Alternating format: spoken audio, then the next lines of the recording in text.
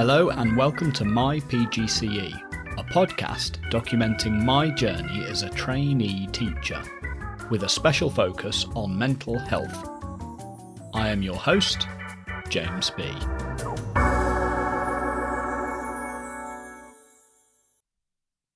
I would normally start an episode with good morning, and I'd be saying good morning on Saturday morning. But today it's good afternoon on Sunday afternoon. It's been a busy weekend and one where I felt very tired. So only now do I have time to record an episode, and it's only going to be a quick episode. It's more just checking in than a full-blown episode. And as I explained at the beginning of last week's episode, I do plan to change the format of the podcast, and I'm still undecided as to exactly what the new format should be. So this week, I won't be doing an overview, and I won't really be zooming in. Instead, I'm going to look quickly at what were my targets for the week. Then I'm going to raise some questions, but leave them dangling. And finally, I'll check in briefly with my mental health. So my targets for this week were, first, to chunk my lessons a bit more. So whereas before I would give one perhaps long-winded explanation at the start of a lesson before setting students off to do their own work, this week I was to focus on breaking it up a little bit more. Give them a smaller, dare I say more concise explanation, get them to do a few questions, then bring them back for another explanation, the next one, get them to do a few more questions, and so on and so forth. It breaks up the lesson a little bit more, and it can be good for lower ability sets. I mean, not necessarily for lower ability sets. It's better for sets who perhaps have a harder time paying attention and for focusing for long periods, because you keep bringing them back in for another explanation. I also wanted to focus on the quality of my explanations to make sure that they were as clear as possible, and to target my questioning a little bit more, rather than just doing scatterfire questions at whoever's name I could remember in the moment, or whoever caught my eye, just to be a bit more focused and ask, in particular, the weaker students, the ones who I know struggle, because if they've got the idea, then I can be pretty confident that most of the students in the room have gotten the idea. And I had, I believe, at least some success meeting those targets, although in my first couple of lessons, I had some classroom management issues, but that was fine because it helped me and my mentor form my targets for the second half of the week, which were to be explicit on expectations for behaviour and to follow through on consequences and sanctions for not meeting those expectations. And again, I think I had some success meeting those targets as well. When I was being strict, I kind of felt like I wasn't really being me, but that's a trick I think teachers have to learn, because I don't think I'm strict, let alone a disciplinarian. But there are some classes that need a strict teacher, a teacher who's going to enforce routines and structure in an uncompromising fashion. So for me, it was very much a performance, and it's a performance that I first tried this week, and I think it was okay. The class was definitely better behaved than they had been, so I was heading in the right direction. And hopefully the more often I put on this performance, and the more practice I get, the better at it I'll become. So those were my first and second set of targets for this week, and like I said, I think I had at least some success meeting all of them, which is encouraging. So now I'm just going to raise some questions that have arisen already They arose earlier in the week. I'm just going to report them now. And they're not even all questions. Some of them are just observations. They're the sorts of things I normally zoom in on. First, what is the purpose of exam results? I learnt this week that question doesn't have a blanket answer. The answer varies from individual to individual. Does that mean then that teachers should teach every student in their class differently? I don't think so, because that sounds like an unsustainable approach to teaching. I think it would be better, and this is perhaps the true craft of teaching. It takes many years of experience to master. I think it would be better to be able to teach one lesson which accommodates for 30 individuals. One lesson where each student can take what they want from it. I think that must be the optimal situation. Second observation. We know what's best for you. That's often the attitudes of teachers towards their students, and it's no doubt true, because many of their students are quite young children who know very little, let alone what's in their own best interests. I guess my question here is, when does that stop being the case?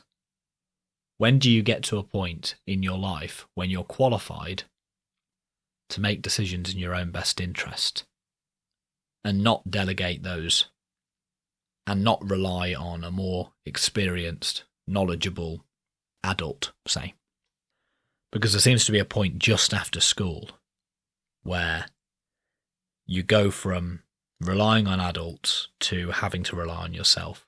And I think that for many young people, it can be too much too soon. And it causes problems, I think, at university. Anyway, that's an observation there.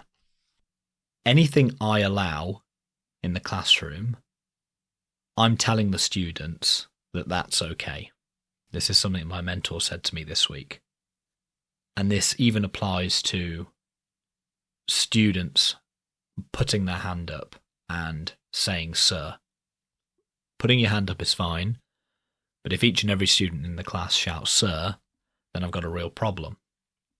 So this got me thinking about exactly the sort of behaviour that I want in my classroom, in detail, and how I need to crack down on any unwelcome behaviour, be it big or small, because otherwise each and every student in the room will think it's okay. And if they all start doing it, then we have a problem. I mean, this is basically the universalizability principle in moral philosophy. Forgive me for a moment. But the idea is that if everyone does something and it leads to problems, then no one should do it. Take the pandemic, for example. People may reason, "Oh, it's fine for me just to go for a walk around the block when I should be self-isolating. I want to stretch my legs.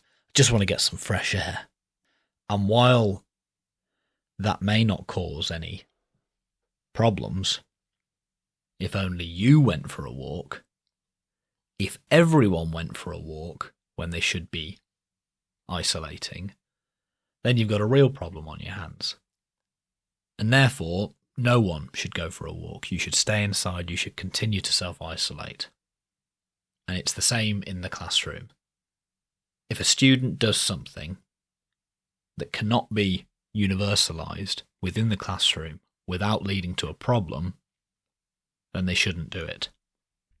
Next, I'm coming to realize that what accounts for most good behavior in most classrooms are things that can't really be observed, especially not in a single lesson, and especially not by a trainee who probably won't know exactly what they should be looking for.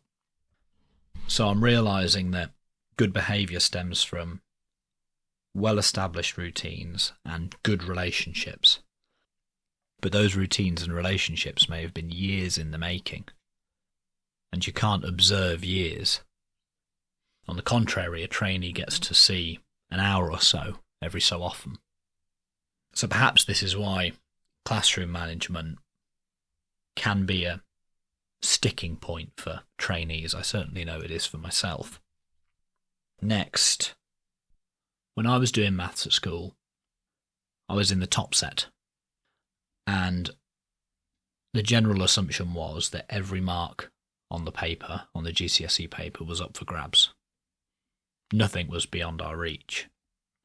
I've now seen that in lower sets, students are taught to answer only a certain subset of the questions on the paper in order to maximise the number of marks that they can achieve. So instead of trying to learn everything a little bit and risk spreading yourself too thin, instead you focus on certain topics and learn them very well and secure those marks in the exam. But if you have this approach, then as a teacher, you have something extra to teach. So you may be teaching fewer topics, but you also then have to teach your students how to distinguish those topics in the exam, how to identify the questions they can do and the questions they can't do. Because otherwise you run the risk of a student attempting to do a question which they haven't been prepared for and wasting a lot of time trying to do it. And that's a real challenge, no doubt. How to teach students to identify the questions that they can do.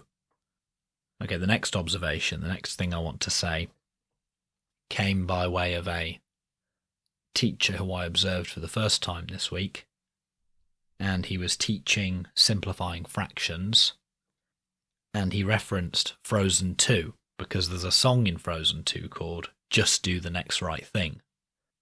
And he was trying to get his students not to fixate on the final answer, but just to make the next right step towards the final answer. And if you take enough of those steps, if you just do the next right thing enough times, then soon enough you will be at the answer.